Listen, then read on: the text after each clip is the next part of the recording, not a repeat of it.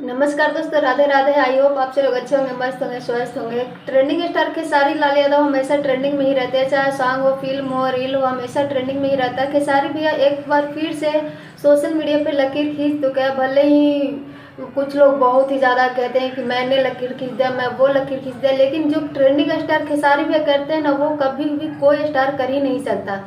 जैसे कि आप लोगों को पता है कि एक रील सोशल मीडिया पे बहुत ही तेज़ी से वायरल हो रही है, खेसारी भैया और आकांक्षा पुरी जी के।